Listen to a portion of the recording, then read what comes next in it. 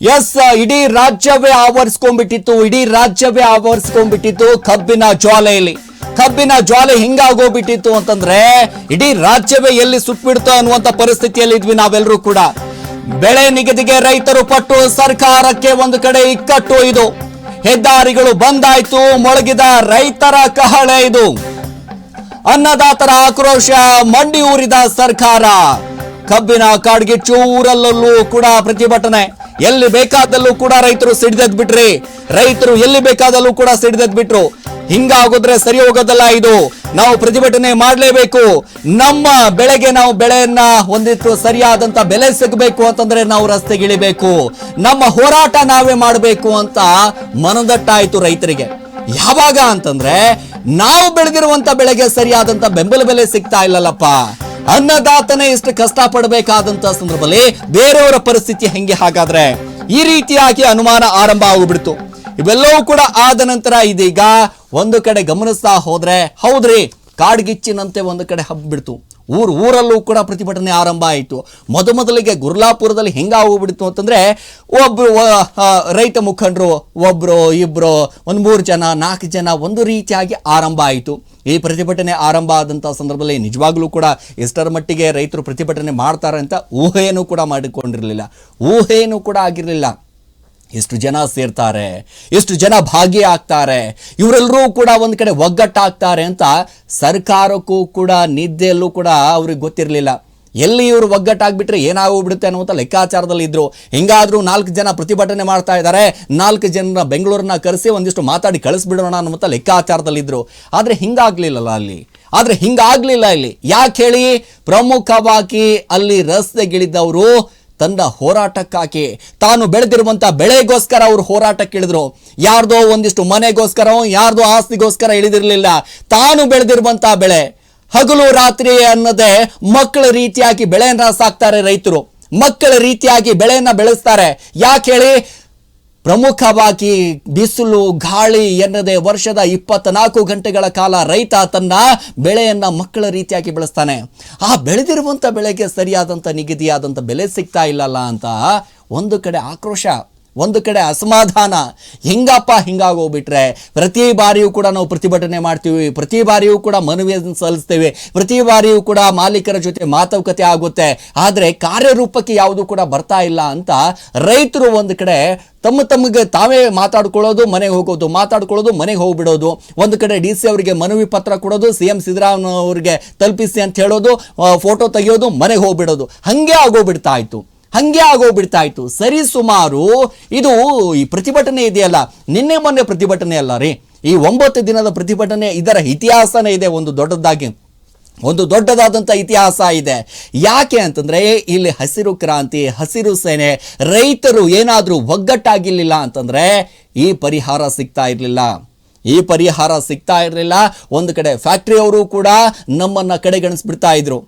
ಕಬ್ಬು ಕೊಡೋದಾದ್ರೂ ಕುಡ್ರಿ, ಇಲ್ಲ ಅಂತಂದ್ರೆ ಬಿಡ್ರಿ ಅನ್ನುವಂಥ ಲೆಕ್ಕಾಚಾರದಲ್ಲಿ ಮಾತಾಡುವಂಥ ಫ್ಯಾಕ್ಟರಿ ಮಾಲೀಕರು ಕೂಡ ಇದ್ದಾರೆ. ಅವರ ಅಹಂಕಾರ, ದುರಂಕಾರ, ಗಳಿಸ್ಬಿಟ್ಟಿದ್ದೀನಿ ಅನ್ನುವಂಥ ಒಂದು ದುರಂಕಾರ, ಕೋಟ್ಯಾಂತರ ರೂಪಾಯಿ ಮಾಡಿಬಿಟ್ಟಿದ್ದೀನಿ ಆಸ್ತಿ ಅನ್ನುವಂಥದ್ದು. ರೀ, ನಿಮ್ಮ ಆಸ್ತಿ ಪಾಲು ಕೇಳ್ತಾ ಇಲ್ಲ ನಾವು, ನಿಮ್ದು ಯಾವುದೋ ಒಂದಿಟ್ಟು ಹಣ ಕೇಳ್ತಾ ಇಲ್ಲ. ನೀವು ಭ್ರಷ್ಟಾಚಾರ ಮಾಡಿಕೊಂಡು ಕೋಟ್ಯಾಂತರ ರೂಪಾಯಿ ಮಾಡಿಕೊಂಡು ಮನೆಯಲ್ಲಿ ಇಟ್ಕೊಂಡಿದ್ದೀರಾ, ಆ ಹಣ ಕೇಳ್ತಾ ಇಲ್ಲ ನಾವು ಇಲ್ಲಿ.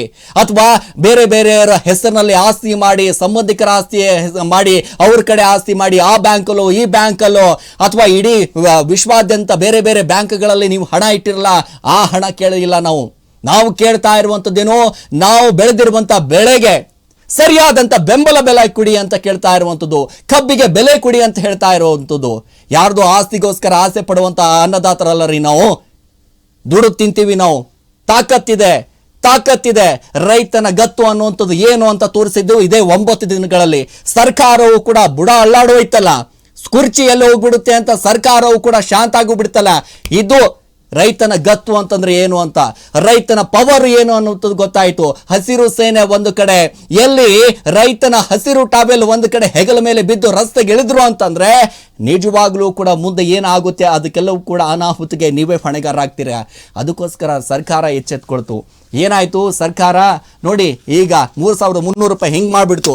ಸಂಭ್ರಮಾಚರಣೆ ಸಡಗರ, ಒಂದು ಕಡೆ ರೈತರ ಮುಖದಲ್ಲಿ ಮಂದಹಾಸ. ಇವತ್ತು ಕಬ್ಬು ಬೆಳೆಗಾರರ ಹೋರಾಟಕ್ಕೆ ಮಾಡಿದಂತ ಸರ್ಕಾರ ಕಬ್ಬು ಹೋರಾಟಗಾರರ ಒಂದಿಷ್ಟು ಮಣಿದಿದೆ ಸರ್ಕಾರ. ಇಲ್ಲಿ ಪ್ರತಿ ಟನ್ ಕಬ್ಬಿಗೆ ಇಲ್ಲಿ 3,300 ರೂಪಾಯಿ ಹಣವನ್ನ ನೀಡಿದೆ. 3,300 ರೂಪಾಯಿ ಹಣ ನೀಡುವಂಥದ್ದು ಸುದ್ದಿಗೋಷ್ಠಿಯಲ್ಲಿ ಸಿಎಂ ಸಿದ್ದರಾಮಯ್ಯ ಅವರು ಘೋಷಣೆ ಮಾಡಿಬಿಟ್ರು. ಸಕ್ಕರೆ ಕಾರ್ಖಾನೆಗೆ 3,200 ರೂಪಾಯಿ, ಒಂದು ಕಡೆ 50 ರೂಪಾಯಿ ಇದೆಯಲ್ಲ ಎಕ್ಸ್ಟ್ರಾ ಕೊಡೋದಕ್ಕೆ ಆರಂಭ ಮಾಡಿದ್ದಾರೆ. ಇಡೀ ರಾಜ್ಯಕ್ಕೆ ಅನ್ವಯ ಆಗುತ್ತೆ. ಇಡೀ ರಾಜ್ಯಕ್ಕೆ ಇದು. ಸಾಕಷ್ಟು ಜನ ಒಂದು ಕಡೆ ಕನ್ಫ್ಯೂಸ್ ಆಗಿದ್ದಾರೆ, ಸಾಕಷ್ಟು ರೈತರು ಒಂದು ಕಡೆ ಗೊಂದಲದಲ್ಲಿದ್ದಾರೆ. ಏನಪ್ಪಾ ಅಂತಂದ್ರೆ ಇದು ಮೋಸ್ಟ್ಲಿ ಬೆಳಗಾವಿ ಭಾಗದಲ್ಲಿ ಗುರ್ಲಾಪುರದಲ್ಲಿ ರೈತರು ಏನು ಪ್ರತಿಭಟನೆ ಮಾಡ್ತಾ ಇದ್ದಾರಲ್ಲ ಆ ರೈತರಿಗೆ ಮಾತ್ರ ಇದು ಅನ್ವಯ ಆಗ್ಬಿಡುತ್ತೆ, ಇವರಿಗೆ ಮಾತ್ರ ಅನ್ವಯ ಆಗ್ಬಿಡುತ್ತೆ ಅನ್ನುವಂಥದ್ದು ಸಾಕಷ್ಟು ಜನರಿಗೆ ಕನ್ಫ್ಯೂಸ್ ಆಗಿ ಹೋಗ್ಬಿಟ್ಟಿದೆ. ಅರೆ ಆ ರೈತರಲ್ಲಿ ಪ್ರತಿಭಟನೆ ಮಾಡ್ತಾರೆ, ಒಂದು ಕಡೆ ಪ್ರತಿಭಟನೆ ಮಾಡಿದ್ದಾರೆ ಈ ರೈತರು, ಗುರ್ಲಾಪುರದಲ್ಲಿ ಒಂದು ಕಡೆ ಪ್ರತಿಭಟನೆ ಮಾಡಿದ್ದಾರೆ, ಗೋಕಾಕ್ ಭಾಗದಲ್ಲಿ ಪ್ರತಿಭಟನೆ ಮಾಡಿದ್ದಾರೆ. ಆ ರೈತರಿಗೆ ಮಾತ್ರ ಇದು ಅನ್ನುವಂಥ ಲೆಕ್ಕಾಚಾರದಲ್ಲಿ ಯಾರಿಗೂ ಕೂಡ ಇಲ್ಲ ಸ್ವಾಮಿ. ಇದು ಎಲ್ಲರಿಗೂ ಕೂಡ, ಈ ಭಾಗದವರಿಗೆ, ಆ ಭಾಗದವರಿಗೆ, ಆ ಜಿಲ್ಲೆಯವರಿಗೆ, ಈ ತಾಲೂಕಿನವರಿಗೆ ಆ ರೀತಿ ಏನಿಲ್ಲ. ಎಲ್ಲ ರೈತರಿಗೂ ಕೂಡ ಇಲ್ಲಿ 3,250 ರೂಪಾಯಿ ಫ್ಯಾಕ್ಟರಿಯಿಂದ ಸಿಗುತ್ತೆ, 50 ರೂಪಾಯಿ ಸರ್ಕಾರದಿಂದ ಸಿಗುತ್ತೆ. ಸೊ ಒಟ್ಟಾಗಿ 3,300 ರೂಪಾಯಿ ಸಿಗುತ್ತೆ ನಿಮಗೆ. ಸೊ ಪ್ರತಿ ಬಾರಿಯೂ ಕೂಡ ಯಾವ ರೀತಿಯಾಗಿ ಒಂದಿಷ್ಟು ಬೆಲೆ ಏರಿಕೆ ಆಗ್ತಾ ಇತ್ತು, ಏನು ಕತೆ, ಇನ್ನೂ ಕೂಡ ಒಂದಿಷ್ಟು ಬೇಡಿಕೆ ಇತ್ತು. ಪ್ರಮುಖವಾಗಿ 3,500 ರೂಪಾಯಿ ಆಗಿದ್ರೆ ಚೆನ್ನಾಗಿರ್ತಿತ್ತಪ್ಪ, ರೈತರು ಬದುಕ್ತಾ ಇದ್ರು, ಸಾಕಷ್ಟು ಸಾಲ ಸೂಲ ಮಾಡಿಕೊಂಡು ಒಂದಿಷ್ಟು ಬೆಳೆ ಬೆಳೆದಿರ್ತಾರೆ, ಅವರಿಗೂ ಕೂಡ ಒಂದಿಷ್ಟು ಅನುಕೂಲ ಆಗಲಿ ಅಂತ 3,500 ರೂಪಾಯಿ ಕೊಟ್ಟು ಹೋಗಿದ್ರೆ ಇವ್ರ ಕೈಯಿಂದ ಏನಾದರೂ ಇವರ ಕೈಗೆ ಏನು ಹುಳ ಬೀಳ್ತಾ ಇರಲಿಲ್ಲ, ಏನು ಮಣ್ಣು ಹಾಕ್ತಾ ಇರಲಿಲ್ಲ. ಕೊಡ್ಬೋದಾಗಿತ್ತು ರೈತರಿಗೆ. ಎಷ್ಟೇ ಕೊಟ್ಬಿಟ್ಟು ಏನು ದೊಡ್ಡದಾಗಿ ನಾವು ಅಷ್ಟು ಕೊಟ್ಟಿದ್ದೀವಿ ಎಷ್ಟು ಕೊಟ್ಟಿದ್ದೀವಿ ಅಂತ ಜಂಬ ಕೊಚ್ಕೊಳ್ಳೋದು ಬೇಡ ಈಗ. ಯಾಕೆ ಅಂತಂದರೆ ಕೊಟ್ಟಿರುವಂಥದ್ದು ಅನ್ನದಾತರಿಗೆ, ನಮ್ಮ ದೇಶಕ್ಕೆ ಅನ್ನ ಹಾಕೋರಿಗೆ, ನಮ್ಮ ಕರ್ನಾಟಕಕ್ಕೆ ಅನ್ನ ಹಾಕೋರಿಗೆ.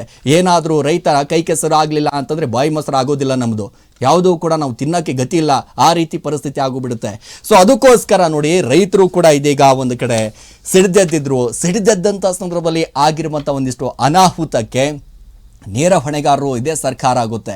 ಮೊದಲಿಗೆ ರೊಚ್ಚಿಗೆ ಎದ್ದಂಥ ಸಂದರ್ಭದಲ್ಲಿ ಒಂದು ಕಡೆ ಶಾಂತ ರೀತಿ ಮಾಡಬೇಕು ಅಂತ ಅನ್ಕೊಂಡಿದ್ರು. ಆ ಭಾಗದಲ್ಲಿ ಗುರ್ಲಾಪುರ ಭಾಗದಲ್ಲಿ ಸಾಕಷ್ಟು ಜನ ಸಚಿವರಿದ್ದಾರೆ, ಸಾಕಷ್ಟು ಜನ ಶಾಸಕರಿದ್ದಾರೆ, ಸಾಕಷ್ಟು ಜನಪ್ರತಿನಿಧಿ ನಾಯಕರಿದ್ದಾರೆ, ಸಾಕಷ್ಟು ಅವ್ರದ್ದೇ ಆದಂಥ ಫ್ಯಾಕ್ಟ್ರಿಗಳಿದ್ದಾವೆ. ಸರ್ಕಾರ ಒಡೆತನದಲ್ಲಿ 12 ಫ್ಯಾಕ್ಟ್ರಿ ಅಪ್ಪ, ಟೋಟಲ್ ನಮ್ಮ ಉತ್ತರ ಕರ್ನಾಟಕ ಭಾಗದಲ್ಲಿ 82 ಫ್ಯಾಕ್ಟ್ರಿಗಳಿದ್ದಾವೆ. ಅದರ ಮಾಲೀಕರು ಎಲ್ಲರೂ ಕೂಡ ಕೂತ್ಕೊಂಡು ಆಯ್ತಪ್ಪ ರೈತರು ಈ ರೀತಿಯಾಗಿ ಪ್ರತಿಭಟನೆ ಮಾಡ್ತಾ ಇದ್ದಾರಲ್ಲ ಅವರಿಗೋಸ್ಕರ 3,500 ರೂಪಾಯಿ ನಾವು ಕೊಡ್ತೀವಿ ಅನ್ನುವಂಥ ಲೆಕ್ಕಾಚಾರದಲ್ಲಿ ಇದ್ದಿದ್ರೆ ಇಷ್ಟರ ಮಟ್ಟಿಗೆ ಆಗ್ತಾ ಇರಲಿಲ್ಲ, ಇಷ್ಟರ ದೊಡ್ಡ ಮಟ್ಟದಲ್ಲಿ ಆಗ್ತಾ ಇರಲಿಲ್ಲ. ಆದರೆ ಯಾವಾಗ ನಿರಾಕರಣೆ ಮಾಡೋಕೆ ಹೋದ್ರು, ಫ್ಯಾಕ್ಟ್ರಿ ಹೋದಂಥ ಸಂದರ್ಭದಲ್ಲಿ ಬೈದು ಕಳಿಸುವಂಥದ್ದು, ಫ್ಯಾಕ್ಟ್ರಿ ಹೋದಂಥ ಸಂದರ್ಭದಲ್ಲಿ ಅವರನ್ನು ಅವಾಚ್ಯ ಶಬ್ದಗಳಿಂದ ನಿಂದಿಸಿ ಈ ರೀತಿ ಆಗಿರುತ್ತೆ. ಸಹಜವಾಗಿ ಪ್ರತಿಯೊಬ್ಬ ರೈತರಿಗೂ ಕೂಡ ಈ ರೀತಿ ಆಗಿರುತ್ತೆ. ಸೊ ಆ ಅನುಭವವನ್ನು ಹೇಳೋಕ್ಕಾಗೋದಿಲ್ಲ. ಸೊ ಅದಕ್ಕೋಸ್ಕರ ಏನು ಮಾಡ್ತಾರೆ, ಎಲ್ಲ ರೈತ ಸಂಘಟನೆಗಳನ್ನು ಒಗ್ಗೂಟಿಕೊಂಡು ನಾವು ಪ್ರತಿಭಟನೆ ಮಾಡಲೇಬೇಕು, ನಾವು ಒಂದಿಷ್ಟು ಪ್ರತಿಭಟನೆ ಮಾಡಲಿಲ್ಲ ಅಂತಂದರೆ ಸರಿ ಹೋಗೋಲ್ಲ ಅನ್ನುವಂಥ ಲೆಕ್ಕಾಚಾರದಲ್ಲಿ ಈಗ ಕಬ್ಬು ಬೆಳೆಗಾರರ ಹೋರಾಟಕ್ಕೆ ಮಾಡಿದಿರುವಂಥ ಸರ್ಕಾರ ಇದೆಯಲ್ಲ, ಪ್ರತಿ ಟನ್ ಕಬ್ಬಿಗೆ ಪ್ರಮುಖವಾಗಿ 3,300 ರೂಪಾಯಿ ನೀಡಲು ನಿರ್ಧಾರವನ್ನ ಮಾಡಿದೆ. ಕಾರ್ಖಾನೆಗಳಿಂದ 3,250 ರೂಪಾಯಿ, ಸರ್ಕಾರದಿಂದ ಹೆಚ್ಚುವರಿಯಾಗಿ ಒಂದು ಕಡೆ 50 ರೂಪಾಯಿ ಸಿಗುತ್ತೆ. ರೈತರಿಗೆ ಯಾವುದೇ ಸಮಸ್ಯೆ ಇಲ್ಲ, ಇಲ್ಲಿ ಯಾವುದೇ ಸಮಸ್ಯೆ ಇಲ್ಲ. ಇನ್ನು ಮೇಲೆ ರೈತರು ಅನ್ಕೊಂಡಂಗೆ ನೀವು ಒಂದಿಷ್ಟು ಅನ್ಕೊಂಡಿದ್ರೆ 3,500 ರೂಪಾಯಿ ಸಿಕ್ಕಿದ್ರೆ ಚೆನ್ನಾಗಿರ್ತಿತ್ತು ಅನ್ನುವಂಥ ಲೆಕ್ಕಾಚಾರದಲ್ಲಿ, ಆದರೆ ಆಗಲಿಲ್ಲ. ಅನಿವಾರ್ಯ, ಏನು ಮಾಡೋಕ್ಕಾಗೋದಿಲ್ಲ. ಸಿಕ್ಕಿರುವಂಥದ್ರಲ್ಲೇ ನಾವು ಒಂದಿಷ್ಟು ತೃಪ್ತಿ ಇಡಬೇಕಾಗಿರುವಂಥ ಪರಿಸ್ಥಿತಿ ಇದೆ. ಸರ್ಕಾರವು ಕೂಡ ಹೇಳ್ತು, ಮಾಲೀಕರಿಗೂ ಕೂಡ ಹೇಳ್ತು, ಆದರೆ ಇಲ್ಲಿ ಕೇಳಲಿಲ್ಲ ಮಾಲೀಕರು ಕೂಡ. ಒಂದು ಕಡೆ ಸಿಎಂ ಸಿದ್ದರಾಮಯ್ಯನವರ ವಿರುದ್ಧವೇ ಒಂದು ಕಡೆ ಸಿಡಿದ್ರಂತೆ, ಒಂದು ಕಡೆ ಆಕ್ರೋಶ ವ್ಯಕ್ತಪಡಿಸಿದ್ರಂತೆ.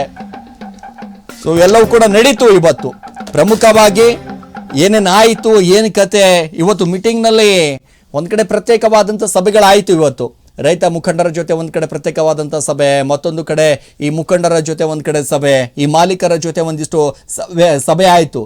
ಏನು ಮಾಲೀಕರು ಮಾತಾಡುವಂಥ ಸಂದರ್ಭದಲ್ಲಿ ಸಹಜವಾಗಿ ಆಕ್ರೋಶ ವ್ಯಕ್ತಪಡಿಸ್ತಾ ಇದ್ರಂತೆ. ನೀವು ಹೇಳಿದಷ್ಟು ರೇಟ್ ನಮ್ಗೆ ಕೊಡೋಕ್ಕಾಗೋದಿಲ್ಲ, ಹೆಂಗೆ ಮಾಡೋದು, ಹಿಂಗಾದರೆ ನೀವು ಹೇಳ್ತೀರಾ ನಿಜವಾಗ್ಲೂ ಕೂಡ ಹೌದಪ್ಪ ನೀವು ಕೊಡಲೇಬೇಕು ಅಂತ, ಆದರೆ ಅಷ್ಟು ನಮ್ಮ ಕೈಯಿಂದ ಆಗಬೇಕಲ್ಲ. ಅದೆಲ್ಲವೂ ಕೂಡ ಆದಂಥ ಸಂದರ್ಭದಲ್ಲಿ ಹೌದು ಖುಷಿ ಇದೆ ನಮಗೂ ಕೂಡ, ಆದರೆ ಫ್ಯಾಕ್ಟ್ರಿ ನಡೆಸೋದು ಭಾಳ ಕಷ್ಟ ಇದೆ ನಮಗೆ. MSP ಒಂದಿಷ್ಟು 5 ವರ್ಷ ಆಯಿತು ಏರ್ಸೇ ಇಲ್ಲ ಕೇಂದ್ರ ಸರ್ಕಾರ. ಸಕ್ಕರೆ ಮಾತ್ರ ಸರ್ಕಾರ ಯಾವ ರೀತಿಯಾಗಿ ತೆಗೆದುಕೊಳ್ಬೇಕು ಅಂತ ಸರ್ಕಾರಕ್ಕೆ ಗೊತ್ತಿದೆ, ಆದರೆ ಸರ್ಕಾರಕ್ಕೆ ಇದೇ ಸಂಬಂಧಪಟ್ಟಂತೆ ಸಕ್ಕರೆ ಇಲಾಖೆಯಲ್ಲಿ ಏನು ನಡೀತಾ ಇದೆ ಅಂತ ಗೊತ್ತಿಲ್ಲ. ಈ ರೀತಿಯಾಗಿ ಒಂದಿಷ್ಟು ಆರೋಪಗಳನ್ನು ಮಾಡ್ತಾರೆ.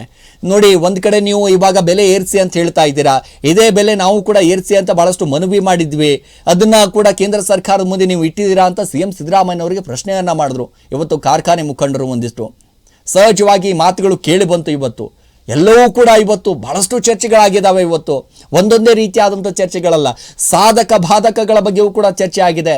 ರೈತರಿಗೆ ಎಷ್ಟು ಲಾಭ ಆಗುತ್ತೆ, ರೈತರಿಗೆ ಎಷ್ಟು ನಷ್ಟ ಆಗುತ್ತೆ, ಇನ್ನು ಮತ್ತೊಂದು ಕಡೆ ಮಾಲೀಕರಿಗೆ ಎಷ್ಟು ನಷ್ಟ ಆಗುತ್ತೆ. ಯಾಕೆ ಅಂತಂದರೆ ಪ್ರಮುಖವಾಗಿ ಒಬ್ಬ ರೈತ ತನ್ನ ಫ್ಯಾಕ್ಟ್ರಿಗೆ ಕಳಿಸ್ಬೇಕು ಅಂತಂದರೆ, ಆ ಕಬ್ಬು ಕಟಾವು ಮಾಡಬೇಕು ಅಂತಂದಾಗ ಒಂದು ಟ್ರಿಪ್ ಹೋದರೆ ಸಾಕು 1,500 2,000 ಖರ್ಚಾಗುತ್ತೀರಿ. 1,500 2,000 ಖರ್ಚಾಗುತ್ತೆ. ನೀವು ಪ್ರತಿ ಟನ್ಗೆ 3,500 ಕೊಡೋದಕ್ಕೆ ಅಳ್ತಾ ಇದ್ದೀರಾ ಅಂತಂದಾಗ ರೈತರು ಎಷ್ಟು ಕಷ್ಟಪಡಬೇಕು.